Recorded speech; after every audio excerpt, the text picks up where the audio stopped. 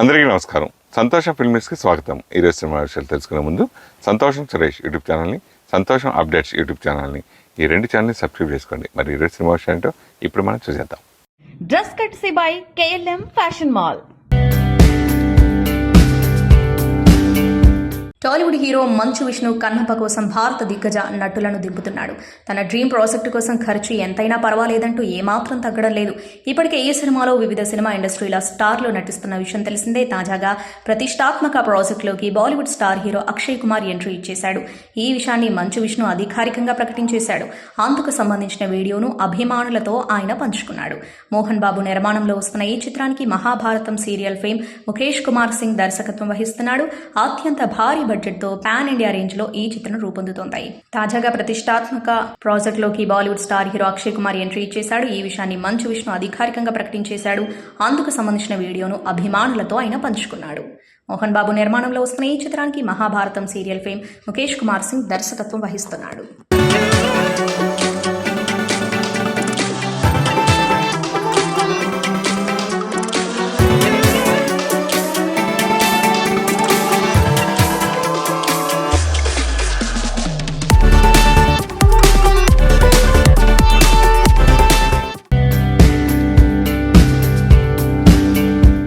బోయపాటి బాలకృష్ణ కాంబోలో వచ్చిన సింహ, లెజెండ్, అఖండ 3 సినిమాలు ఒకదానికి మించి ఒకటి పెద్ద హిట్ అయ్యాయి. అఖండ సినిమా 100 కోట్ల క్లబ్లోకి జాయిన్ అయి భారీ విజయాన్ని ఇచ్చింది. దీంతో ఈ సినిమాకి సీక్వెల్ కూడా ఉంటుందని గతంలోనే ప్రకటించారు. బాలకృష్ణ ఇప్పుడు NBK 109 సినిమా డైరెక్టర్ బాబీ దర్శకత్వంలో చేస్తున్నారు. అయితే ప్రస్తుతం బాలకృష్ణ ఎలక్షన్స్ హడావుడిలో ఉన్నారు. NBK 109 సినిమా షూటింగ్కి కూడా ఎన్నికలు అయ్యేదాకా గ్యాప్ ఇచ్చినట్టు తెలుస్తోంది. ఎలక్షన్స్ అయ్యాకే మళ్లీ బాలయ్య సినిమాలు మొదలు పెట్టనున్నారు. అఖండ 2 సినిమా కూడా ఎన్నికలయ్యాకే ఉండబోతుంది. తాజాగా బోయపాటి శ్రీను మీడియాతో మాట్లాడారు. కోకాపేటలో నిర్మాత సురేష్ బాబు నిర్మించిన శివకేశవ మహాసన్నిధానం ఆలయం ప్రారంభోత్సవం జరగ్గా పలువురు సినీ ప్రముఖులు హాజరయ్యారు. ఈ ఆలయ ఓపెనింగ్ కార్యక్రమానికి వచ్చిన బోయపాటి మీడియాతో మాట్లాడుతూ ప్రస్తుతం ఎన్నికల హడావుడి ఉంది. ఎన్నికలయ్యాక అఖండ 2 సినిమా అనౌన్స్ ఉంటుంది. అఖండలో పసిబిడ్డ ప్రకృతి పరమాత్మ అనే కాన్సెప్ట్ ని చూపించాం. అఖండ 2లో కూడా సమాజానికి కావలసిన మంచి కాన్సెప్ట్ ఉంటుంది అని తెలిపారు. దీంతో బాబీతో చేస్తున్న సినిమా అవగానే బాలయ్య అఖండ 2 మొదలు పెడతారని సమాచారం. ఈసారి బాలయ్య బోయపాటి కాంబినేషన్ ఇంకే రేంజ్ లో హిట్ కొడతారో చూడాలి. మీ ఇద్దరు పక్క వచ్చినప్పుడు మీ సాంగ్స్ వస్తున్నప్పుడు ఎప్పుడైనా ఏంటి ఇటువంటి పాటలు నువ్వు ఎందుకు చేసావు ఏ రోజైనా అడిగారు మిమ్మల్ని? అది చూసే కదా ప్రేమించారు శ్రీదేవి గారు. దానికంటే మంచి డాన్సర్ అంటాను నన్ను. మీ పెళ్లి కట్టుబడిన వాళ్ళు ఎవరైనా ఉన్నారా? సార్ ఒక తాడు పెట్టుకొని తిరిగి ఫస్ట్ దొంగదనంగా మ్యారేజ్ అయింది మాకు. ప్రకాష్ రాజ్ గారు చేసుకున్న first marriage.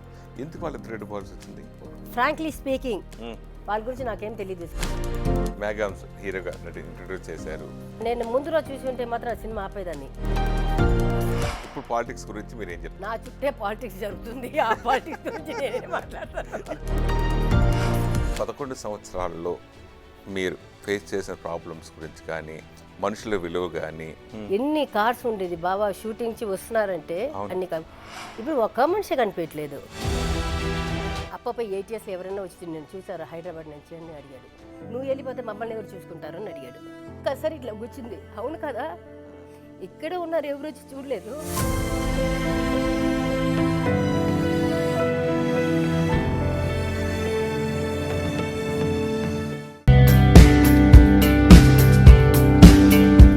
Bollywood star hero Salman Khan ఇంటి ముందు ఏప్రిల్ 14న కాల్పులు జరిపిన వారిని ముంబై పోలీసులు అరెస్ట్ చేశారు.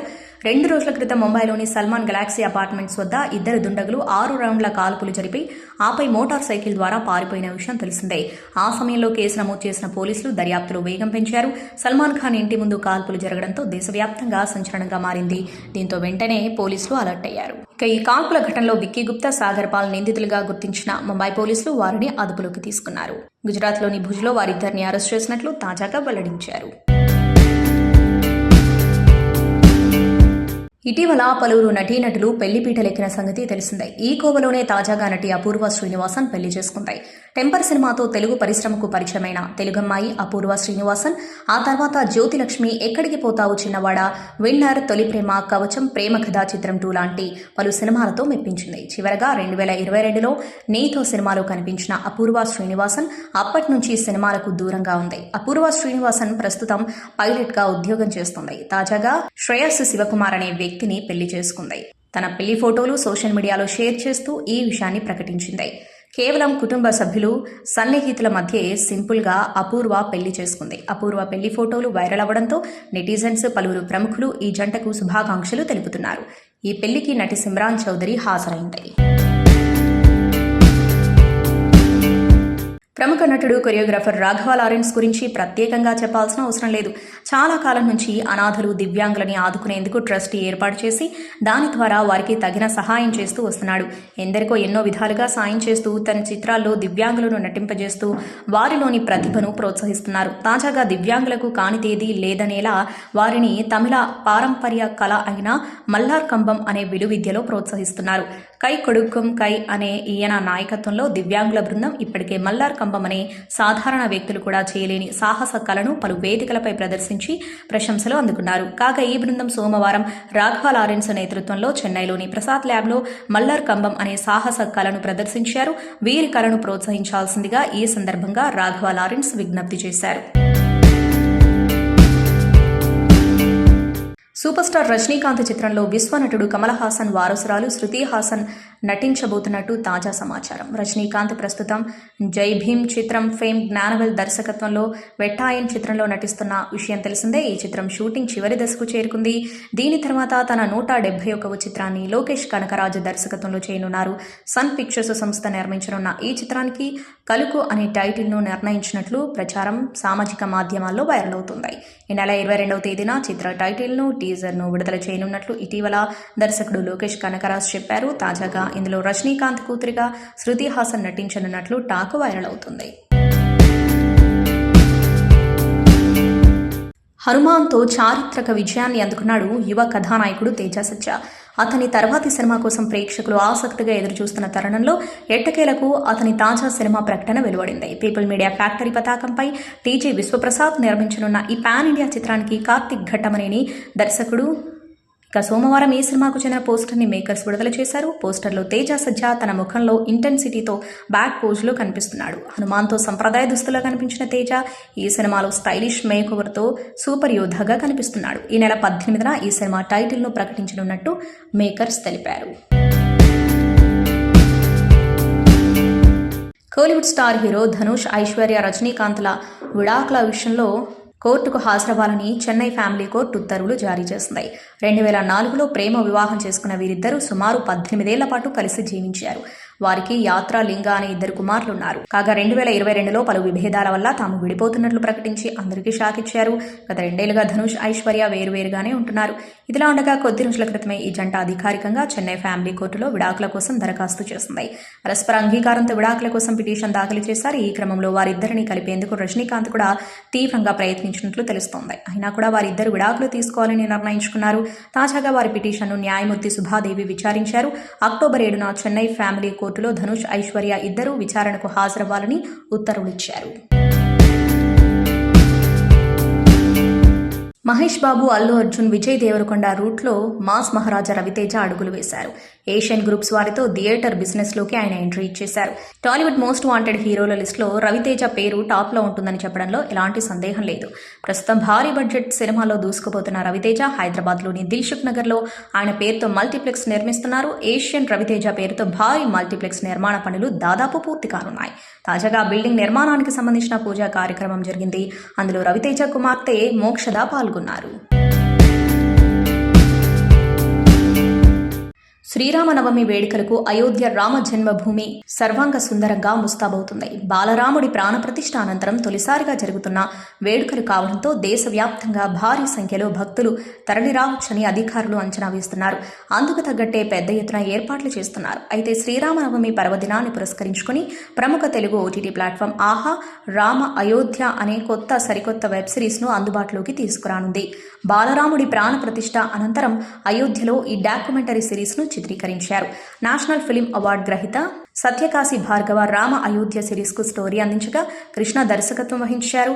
అన్ని హంగులు పూర్తి చేసుకున్న ఈ డాక్యుమెంటరీ సిరీస్ శ్రీరామనవమి కానుకగా ఏప్రిల్ 17న ఆహాలో స్ట్రీమింగ్ కానుంది. తాజాగా ఈ విషయాన్ని సోషల్ మీడియా ద్వారా అధికారికంగా ప్రకటించింది ఆహా.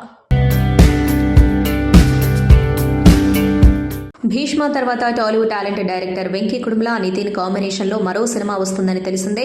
ఈ మూవీ టైటిల్ను ప్రకటిస్తూ రాబిన్ హుడ్ గ్లిమ్స్ వీడియోను కూడా షేర్ చేయగా నెట్టింట చక్కర్లు కొడుతుంది. కాగా ఈ చిత్రంలో ఫీమేల్ లీడ్ రోల్ కోసం మొదట రష్మిక మందన పేరు తెరపైకి రాగా ఆ తర్వాత శ్రీలీల పేరు బయటకొచ్చింది. తాజాగా మరో భామ పేరు నెట్టింట చక్కర్లు కొడుతుంది. రాబిన్ హుడ్లో రాశి ఖన్నాను కీ రోల్ కోసం తీసుకున్నట్టు ఫిలిం నగర్ సర్కిల్ టాక్. ఇదే నిజమైతే శ్రీనివాస కళ్యాణం తర్వాత నితిన్ రాశి ఖన్నా కాంబోలో వస్తున్న రెండో సినిమా కానుంది. మరి శ్రీలీల ఫీమేల్ లీడ్ రోల్లో కనిపించనుందా లేదంటే రాశి ఖన్నానే హీరోయిన్ గా కొనసాగుతుందా అనేది తెలియాలి. సత్యం రాజేష్ హీరోగా ఈ మధ్యకాలంలో వచ్చిన మా ఊరి పొలిమేర సినిమా భారీ విజయాన్ని అందుకుంది. ఆయన హీరోగా చేసిన మరో సినిమాగా ప్రేక్షకుల ముందుకు రావడానికి టెనెంట్ రెడీ అవుతుంది. మహాదేజ క్రియేషన్స్ వారు నిర్మించిన ఈ సినిమాకి యుగంధర్ దర్శకత్వం వహించారు. మేఘా చౌదరి, చందన, భరత్ కాంత్ ఇతర ముఖ్యమైన పాత్రలను పోషించారు. ఈ నెల 19వ తేదీన థియేటర్లకు ఈ సినిమా రానుంది. రీసెంట్గా ఈ సినిమా నుంచి వదిలిన ట్రైలర్కి మంచి రెస్పాన్స్ వస్తుంది. కొత్తగా పెళ్లైన జంట, వేరు కాపురం, అందమైన జీవితం, ఎన్నో ఆశలతో ఆ జంట కొత్త కాపురాన్ని మొదలు పెడుతుంది. ఆనందంగా అన్యోన్యంగా సాగిపోతున్న వారి జీవితంలోకి అతని వైపు నుంచి మరదలు, ఆమె వైపు నుంచి ఓ ఫ్రెండ్ ఎంటర్ అవుతారు. ఆ ఇద్దరితో పాటే ఈ దంపతుల మధ్య అపోహలు, అపార్థాలు మొదలవుతాయి. అప్పుడు వాళ్ళు ఏం చేస్తారు, వాళ్ళ జీవితం ఎలాంటి మలుపు తీసుకుంటుంది అనేది కథ. శ్రీను వైట్ల డైరెక్షన్లో విశ్వం అనే చిత్రం చేస్తున్నాడు హీరో గోపీచంద్. ఈ యాక్షన్ డ్రామాతో గోపీచంద్ హిట్ కొట్టాలని కోరుకుంటున్నాడు. అయితే మీడియా వర్గాల నుంచి అందుతున్న సమాచారం మేరకు విశ్వం ఫైనాన్షియల్ సమస్యల్లో ఉంటాయి. ఈ సినిమా ఇప్పటికే ఓవర్ బడ్జెట్ అవ్వడంతో people media factory take over చేస్తుంది. ఆల్మోస్ట్ 32 నుండి 35 కోట్ల రేంజ్లో బడ్జెట్ ఈ సినిమా రూపొందుతుంది అని అంటున్నారు.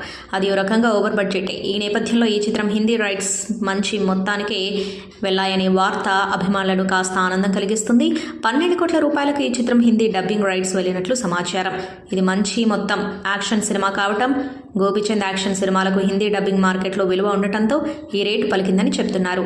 ఈ యాక్షన్ ఎంటర్టైనర్ షూటింగ్ శరవేగంగా జరుగుతోంది. గోపీచంద్ హై వోల్టేజ్ అవతార్లో కనిపిస్తున్నాడు. ఆంధ్రుడు, శౌర్యం, గోలిమార్ సినిమాలు గోపి కెరీర్లోనే బెస్ట్ మూవీస్గా నిలిచాయి.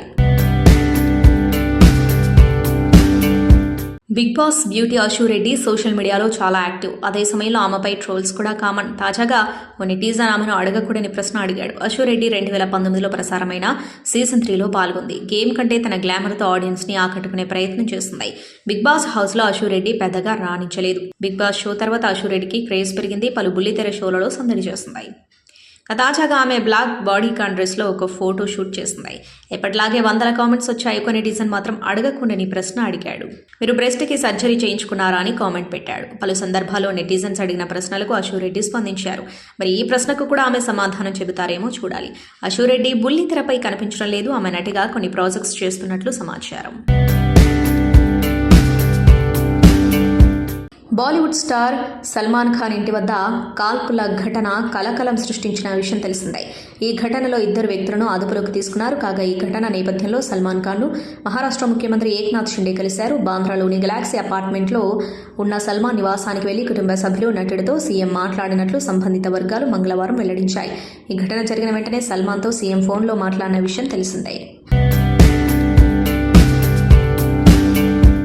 మాధవ పెద్ది సురేష్ పేరు వినగానే బృందావనం, భైరవ ద్వీపం, శ్రీకృష్ణార్జున విజయం వంటి సినిమాలలోని మధురమైన పాటలు మనసు తలుపు తడతాయి, మకరందాన్ని విరచిమ్ముతాయి. మెలోడీ గీతాలతో తనదైన ముద్ర వేసిన మాధవ పెద్ది సురేష్ తాజాగా ఇచ్చిన ఇంటర్వ్యూలో మాట్లాడారు. ఈ కాలం పాటల గురించి విషయాలను పంచుకున్నారు. సినిమాల సంగీతం విషయంలో ఒక్కో తరంలో ఒక్కో గొప్ప కాంబినేషన్ చూస్తూ వస్తున్నాం. కానీ ఇప్పుడు ఏమైపోయిందంటే ఒక్కో పాటను ఒక్కో రైటర్తో రాయిస్తున్నారు. కథ మొత్తం ఒక రైటర్కి చెప్పి అతనితో అన్ని పాటలు రాయించడమే కరెక్ట్.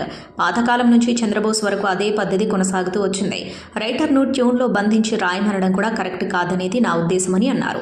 ఎప్పుడైనా సరే ఎవరి పని వాళ్ళు చేస్తేనే బాగుంటుంది అనేది నా అభిప్రాయం. ఈ విషయంలో అందరూ నాతో ఏకీభవించాలని నేను అనుకోవడం లేదు. నిర్మాతలు మొత్తంగా మాట్లాడేసుకుని చేతులు దులిపేసుకుంటున్నారు. అందువలనే ఇలా జరుగుతుంది. ఏమైనా అంటే ట్రెండ్ అంటున్నారు, అది ఒట్టి మాట అనేది నా ఉద్దేశం. ఇప్పటికే మనం పాత సినిమాలు చూస్తున్నాం, పాత పాటలు వింటున్నాం. ఎందుకనేది అర్థం చేసుకుంటే చాలు అని చెప్పారు. లోకనాయకుడు కమల్ హాసన్ వరుస సినిమాలతో బిజీగా ఉన్నాడని తెలిసిందే. వీటిలో ఒకటి థగ్ లైఫ్.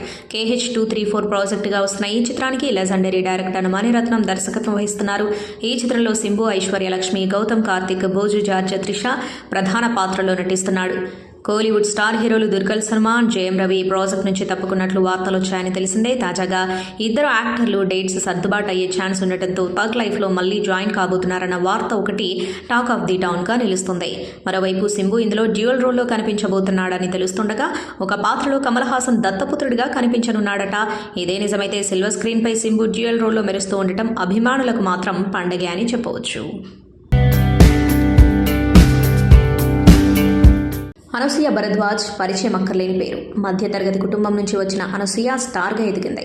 జబర్దస్త్ వేదికగా ఆమె పాపులారిటీ తెచ్చుకుంది. అనసూయ ఒకప్పుడు పేదరికం అనుభవించిందట. ₹1 మిగిల్చడానికి నెక్స్ట్ స్టాప్ వరకు నడుచుకుని వెళ్లి బస్ ఎక్కేదానినని అనసూయ ఓ సందర్భంలో చెప్పారు.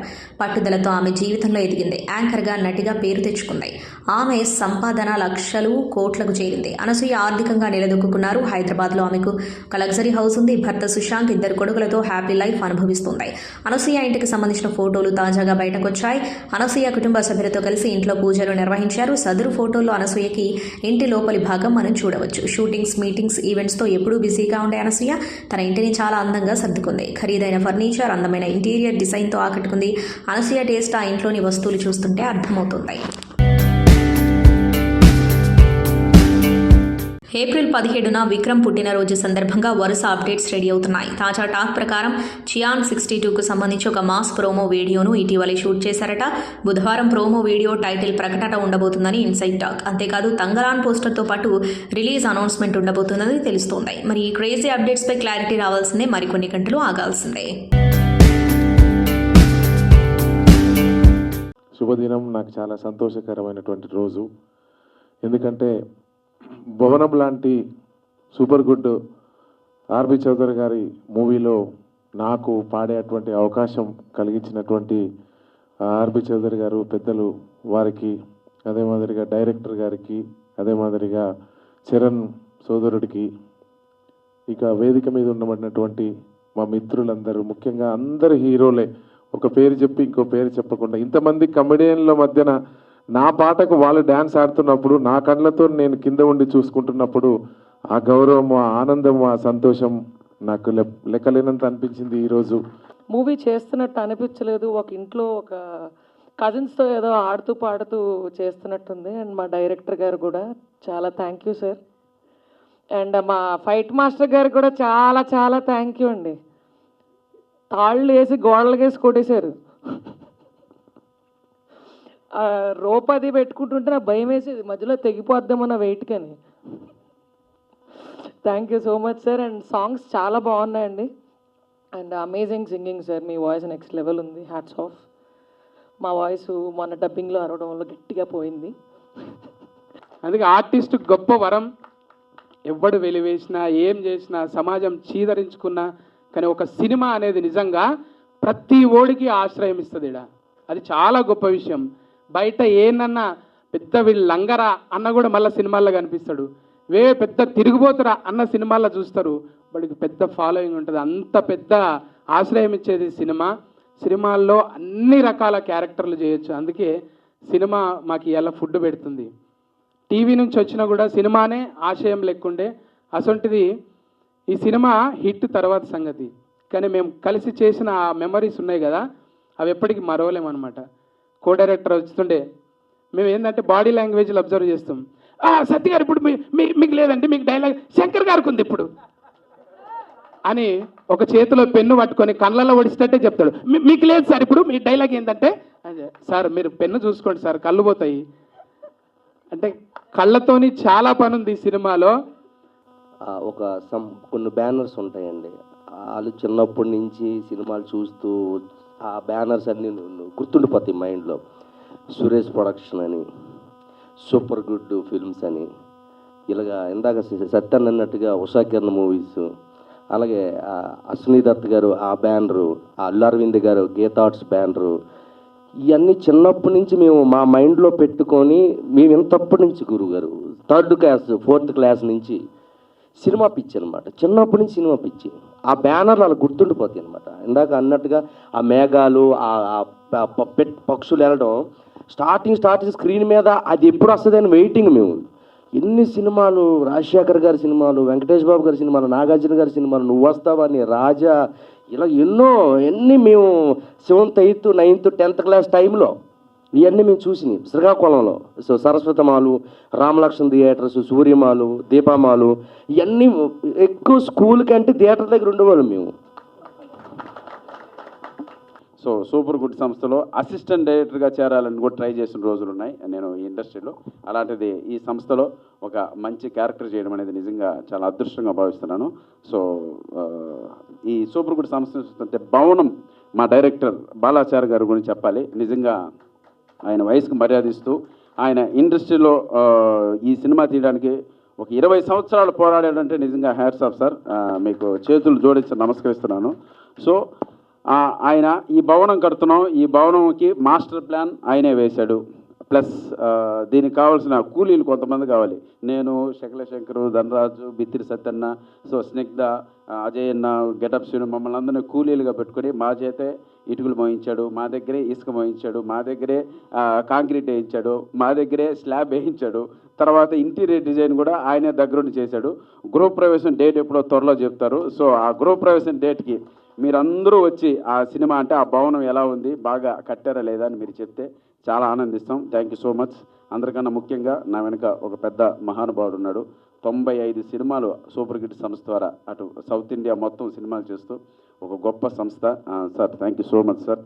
ఒక ఏవిఎం సంస్థ, ఒక సురేష్ ప్రొడక్షన్ సంస్థలాగా మా బ్యానరు 100 పిక్చర్స్ పూర్తి చేసుకొని మళ్ళీ అగైన్ 101 నుంచి 200కి చేరాలని మనస్ఫూర్తిగా కోరుకుంటున్నాను. ఇటువంటి బ్యానర్లో నేను డైరెక్టర్ అయినందుకు నాలాంటి ఇంకా చాలామంది తెలుగు, తమిళ్, మలయాళం, హిందీ ఇలాంటి డైరెక్టర్స్ అందరూ ఈ బ్యానర్ ద్వారా ఇంట్రడ్యూస్ అయినందుకు సంతోషపడుతున్నాం, గర్వపడుతున్నాం. And 98, we are producing one Tamil movie with Fagad Fazil and Vadivel in lead roles. So then we left 2 more movies, so hope to finish in another this year and next year, All it happened because of your full support, because of all your support. Bhavanam, this is totally, I made this because Super Good Films means we used to make only family-oriented movies, So this is, this Balachari, I only introduced him, some 15-20 years before, So he wanted one more life, So without hearing any subject or anything, so I fully believed and I gave him this movie. I think he will prove himself in this picture. And I have not seen this movie so far, but I heard songs, all the songs are very good, So congratulations, Charan. So happy to introduce Charan, because in our banner we introduce so many talent, So I think he will also prove his talent in this movie. అందరికీ నమస్కారం. Congratulations to all of you. చాలా చాలా సంతోషంగా ఉంది because ఈ మధ్య సినిమాలు hit అవ్వడం అనేది ఒక చాలా పెద్ద విషయం అయిపోయింది. అలాంటిది ఒక హారర్ కామెడీని సీక్వెల్ని ఒక 10 years తర్వాత లేట్గా డెలివర్ చేసినప్పటికీ కూడా అద్భుతంగా డెలివర్ చేశారు. కంగ్రాచులేషన్స్ అంజలి గారు. And that to me mile stone 50th movie అవ్వడం. మీ అక్కతో పాటు నేను కూర్చున్నాను. కొంచెం చిన్నగా అక్క మీ చెల్లి వచ్చేసింది. సో అసలు ఎలా ఉండింది 50th మూవీ, గీతాంజలి మళ్ళీ వచ్చింది అనే ఈ సినిమా, అండ్ ఇప్పుడు రిలీజ్ అయిపోయింది, సక్సెస్ కూడా సొంతం చేసుకుంది. ఎలా అనిపిస్తుంది the whole journey and experience? Geetanjali నేను డే 1 నుంచి ప్రమోషన్స్ డే 1 ప్రమోషన్స్ నుంచి నేను స్టాండర్డ్ గా చెప్తుంది గీతాంజలి నాకు special movie for many reasons. And one of the reasons నా 50th మూవీ అవ్వడం, అండ్ గీతాంజలి పార్ట్ 1 నాకు చాలా స్పెషల్ మూవీ. సో దాని పార్ట్ 2 నాకు 50th అవ్వడం, ఇవన్నీ ఇట్స్ కంబైన్డ్ ప్యాకేజ్ లాగా అనిపించింది నాకు. I had to really put my heart and soul in to it. So ఇప్పుడు ఈవెన్ నేను యూజువల్ గా పెద్ద రిలీజ్ టెన్షన్స్ అంత ఎక్కువగా తీసుకోను, but this movie just got to my head. నేను నేను రిలీజ్ ముందర రోజు నైట్ పడుకోలేదు. అండ్ నాకు ఆల్మోస్ట్ 2-3 days ముందర నుంచి ఒక చిన్న స్ట్రెస్, ఒక టెన్షన్ ఉంటూనే ఉండింది.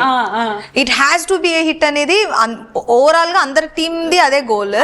అండ్ పర్టికులర్ గా నాకు ఒక 1% ఎక్స్ట్రా ఉండడానికి నాకు ఒక రెస్పాన్సిబిలిటీ ఉంది to deliver my 50th as a hit movie. So and now it paid me back. I'm very happy. Super. Me pressure మాకు ప్లెజర్ లాగా ఉండింది. ఆ సినిమా మాకు చాలా బాగా నచ్చింది. బేసిక్ గా ఒక సినిమాకి మధ్య ఒక్క హీరో లేదా ఇద్దరు హీరోలు ఓకే, బట్ మీ సినిమాలో చూడండి ఎంతమంది హీరోలు. ఎక్కడ ఫస్ట్ నేను అయాన్ బాబు తోటే మాట్లాడాలనుకున్నాను కోన గారు, because he stole the show. Ayaan Babu గారు, యాక్టింగ్ అనేది ఒక సముద్రం అయితే అందులో నుంచి మీరు ఒక బకెట్ కాదు, మీరు బకెట్లు తాగేసి చేసినట్టు అనిపించింది. అయాన్ బాబు గారు అసలు ఎలా హౌ మిమ్మల్ని హీరోగా మేము చూస్తుండడం, అండ్ దట్టు అంజలి గారి పక్కన మీరు ఆవిడకి టిప్స్ ఇస్తూ ఉండడం, అసలు సత్యాకి ఎలా అనిపించింది? బయట సెట్ లో ఆవిడ నాకు ఇచ్చేది టిప్స్, లొకేషన్ లో సీన్ లో ఏమో నేను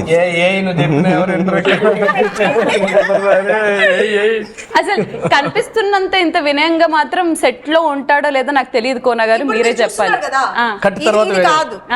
అసలు కానే కాదు, ఒరిజినల్ ఏంటి? ఆడియన్స్ ఎవరో నమ్మకండి, ఇది కాదు. ఇదిగో ఈవిడ అడుగుతుంది, చెప్పు. ఆవిడ కళ్ళల్లో కళ్ళు పెట్టి చెప్పు. అంత వెయిట్ ఉన్న పాత్రని అంత వెయిట్లెస్ గా ఎలాగా మీరు అంత ఎఫర్ట్లెస్లీ ఎలా పోర్ట్రీ చేశారు?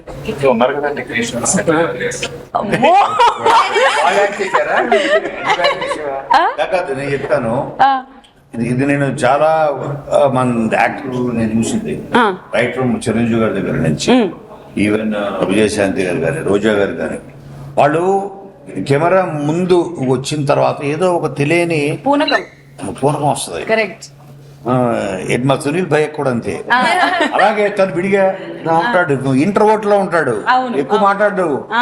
ఏంటి చేయగలరా లేదా ఈ సీన్ అనుకుంటాం కదా, వెళితే ఇంకా అసలు అక్కడ వెళ్ళింది కెమెరా ఆన్ అనగానే వీళ్ళందరికీ ఏదో ఒక తెలియదు. ఇప్పుడు ఇందులో ఎన్నో డైలాగ్స్ వాళ్ళు సొంతంగా వేసుకున్నవి, సీను సొంతంగా వేసాడు, సునీల్ సొంత డైలాగ్స్. అంటే అది ముందు అనుకొని నేను ఈ మాట అంటాను కాదు, ఆ ఫ్లోలో వాళ్ళ క్యారెక్టర్లోకి వెళ్ళడమా అసలు దట్ ఈస్ సంథింగ్. నేను చాలా మంది 20 years ఆఫ్ కెరియర్ లో Satya is one such actor, is different like in front of camera. But Kona గారు, బికాజ్ యూఆర్ అ రైటర్, ఇంతమంది కమీడియన్స్ ఉన్నప్పుడు వాళ్ళ టైమింగ్, వాళ్ళు స్పాంటేనియస్ గా వేసే పంచులు స్క్రిప్ట్ లో ఉన్నదానికన్నా స్పాంటేనియస్ గా వచ్చేవి చాలా ఉంటాయి. అలా ఎంతమంది ఇక్కడ లిబర్టీ తీసుకొని వాళ్ళకి నచ్చిన డైలాగ్స్? లిబర్టీ చాలా మంది ఏంటంటే రెస్ట్రిక్ట్ చేస్తారు.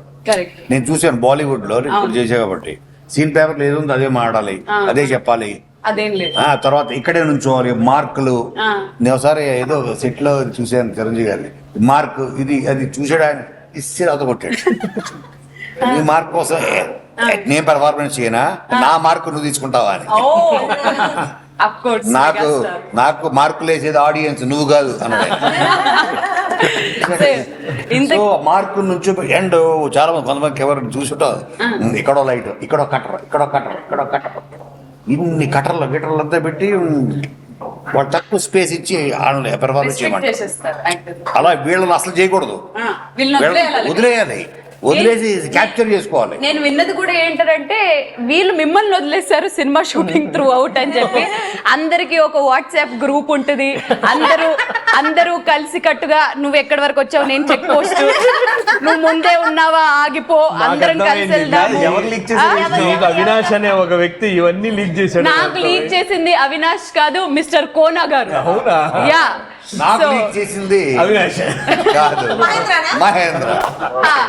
పట్టుకున్నా నేను కరెక్ట్ గా, ఎవరని నాకు తెలుసు. అసలు ఆ కోఆర్డినేషన్, అది ఆ ఫ్యామిలీ బాండింగ్ సినిమా మొదలైన తర్వాత నుంచి స్టార్ట్ అయిందా, లేకపోతే మొదలైన దగ్గర నుంచి? అంటే మేము ఊరిని అలా సోది కబుర్లు మాత్రమే మాట్లాడుకోము. టు బి ఫ్రాంక్, నేను డబ్బింగ్ వరకు కూడా నాకు సత్యకి ఒక కోఆర్డినేషన్ ఉండింది. డబ్బింగ్ లో కూడా తను ఫస్ట్ చెప్పేసి వచ్చేసిన తర్వాత నాకు కాల్ చేసి చెప్పాడు, నేను ఈ పంచ్ చేశాను, దానికి పంచ్ నువ్వు డబ్బింగ్ వెళ్ళినప్పుడు వేసేయాలి. అండ్ ఈవెన్ షూట్ లో కూడా అంతే, నేను చెప్తా దానికి నువ్వు ఎలా చెప్పు. నేను ఈవెన్ డబ్బింగ్ లో కూడా మీరు చూసారంటే సత్యాన్ని ఇమిటేట్ చేసి నేను 2-3 డైలాగ్స్ చేసి ఉంటాను, తను మాట్లాడినట్టే చెప్పురా అని. సో అవన్నీ కోఆర్డినేషన్. అంటే మేము ఓన్లీ సోది మాటలే కాకుండా మేము ప్రొఫెషనల్ గా కూడా మాట్లాడుకుంటాం. ఆంధ్రప్రదేశ్లో జరుగుతున్న పరిణామాలు లాండ్ ఆర్డర్ ఉందా లేదా అనేది అనుమానంతో ఎలక్షన్ కమిషన్ వారికి ఒక లెటర్ రాయడం జరిగింది. ఎందుకు లెటర్ రాశానంటే మొన్న జగన్మోహన్ రెడ్డి గారి మీద రాయి దాడి, అది రాయి దాడా, గులక రాయి దాడా, లబ్బర్ దాడా, ఏ దాడైనా ఆయనకి దెబ్బ తగిలింది.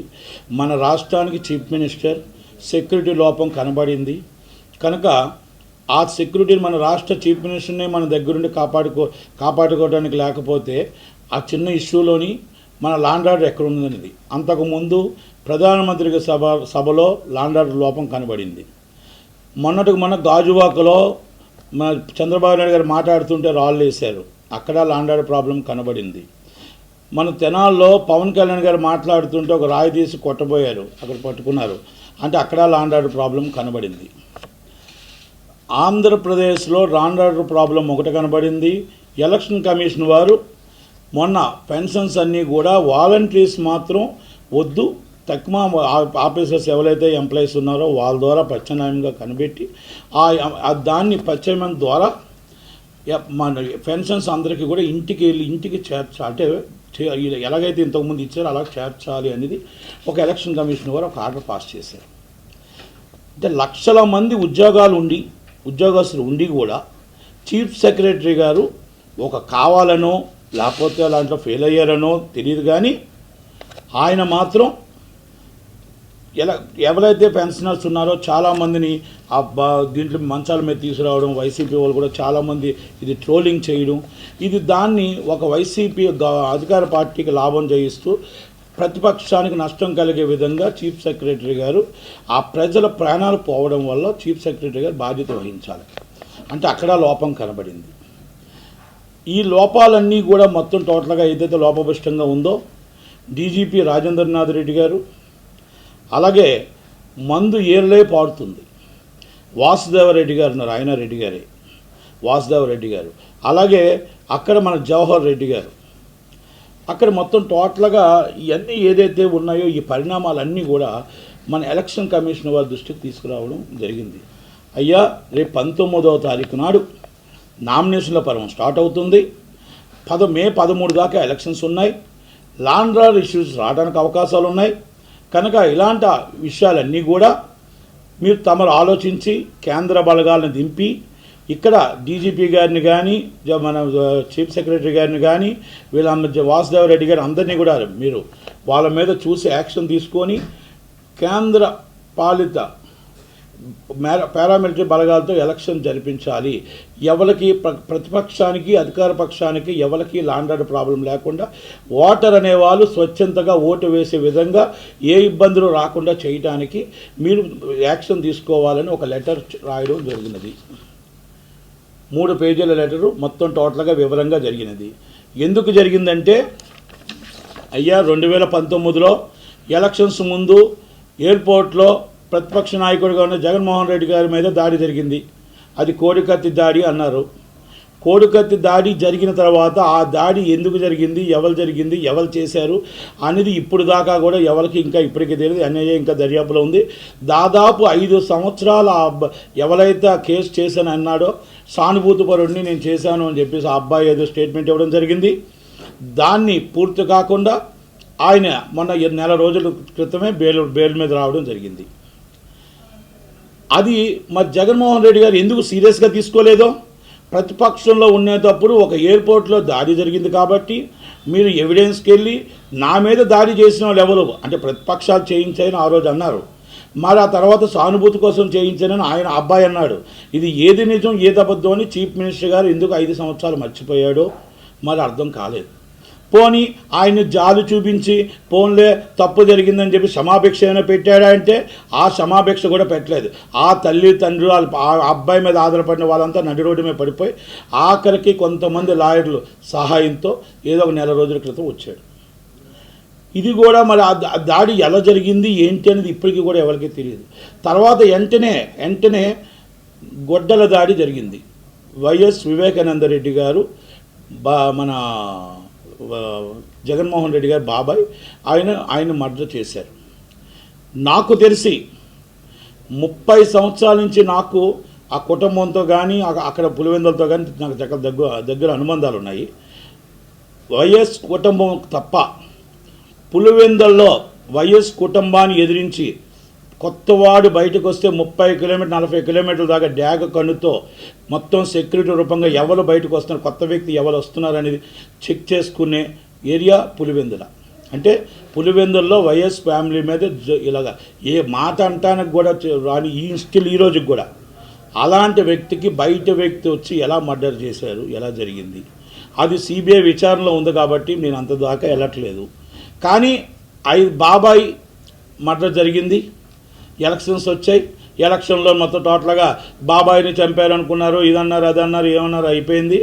ఎలక్షన్స్ అయిపోయిన తర్వాత ఇన్వెస్టిగేషన్లో 5 సంవత్సరాలు అయినా కూడా ఈ రోజుకి బాబాయిని ఎవరు చంపారో చెప్పలేకపోయారు. మొన్న మాత్రం పొద్దుటూరులో దేవుడికి తెలుసు, నాకు తెలుసు అన్నారు, జనాలకు తెలుసు అన్నారు. జనాలకైతే ఎవరికి తెలియదు, కానీ దేవుడికి మీకు తెలుసు. దేవుడు మనకు చెప్పడు కాబట్టి, ఈయన మనకు చెప్పడు కాబట్టి ఎవరు చంపారు అనేది సిబిఐ వాళ్ళకైనా చెప్పాలి. సిబిఐ వాళ్ళు చెప్పిన అభియోగం ప్రకారం శర్మిలమ్మ గారు, సునీతమ్మ గారు చెప్తున్నారు అవినాష్ రెడ్డి గారి మీద అభియోగం ఉంది కనుక ఇలా మా నాన్నని చంపారు అని చెప్పి ఆ అమ్మాయి ఒక్కరితో మాత్రం సుప్రీంకోర్టు దాకా తిరుగుతుంది. సంతోషం సురేష్ యూట్యూబ్ ఛానల్ ద్వారా ఎక్స్క్లూజివ్ ఇంటర్వ్యూని, ఎక్స్క్లూజివ్ లైవ్ షోస్ని, ఎప్పటికప్పుడు కొత్త విశేషాలను మీకు అందించడం జరుగుతుంది. మీ మొబైల్లోని యూట్యూబ్కి వెళ్ళి సంతోషం సురేష్ అని టైప్ చేయండి, అలాగే సంతోషం అప్డేట్స్ అని టైప్ చేయండి. ఈ 2 ఛానల్ సబ్స్క్రైబ్ చేసుకోండి, ఎప్పుడు అప్డేట్ చూసేయండి. Thank you. Dress కట్సీ by KLM fashion mall.